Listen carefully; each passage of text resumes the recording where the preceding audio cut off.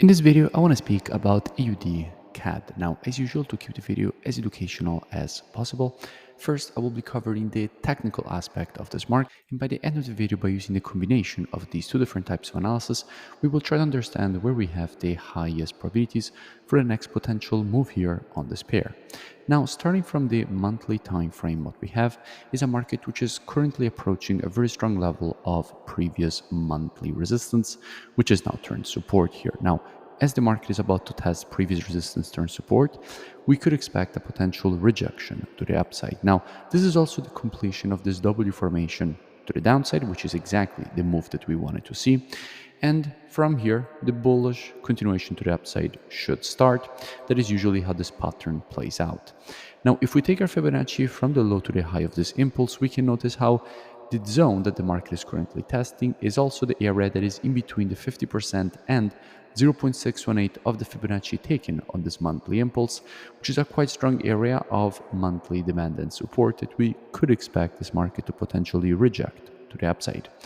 Dropping down on the weekly time frame, what do we see? Now, from a weekly perspective, we can see how the market is now creating a move to the downside, currently approaching this very strong weekly demand and support area.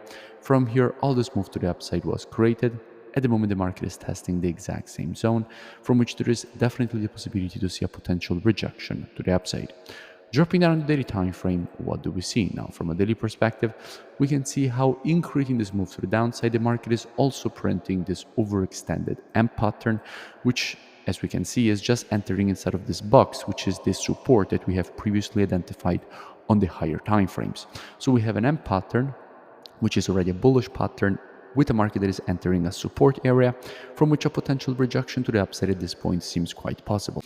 So a strengthening AUD and weakening CAD is exactly what we need for this potential rejection to the upside, which increases the probabilities of it happening. Therefore, how we could be approaching this potential rejection to the upside. Now, as usual, trading is reactive and not predictive. The monthly, weekly with the COT data, those are the best time frames from a directional perspective. However, when it comes to confirmations and entries, the best time frames are the intraday time frames, so 4 hour and lower.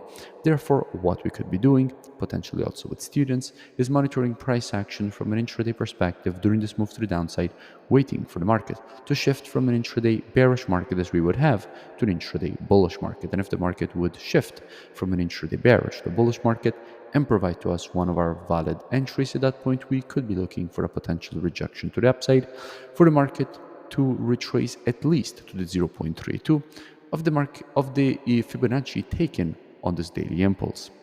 Now, if you enjoyed this free analysis education and update, make sure that you drop a like and a comment. It really does support the creation of more free analysis education and updates for all of you, and I will see you in my next breakdown.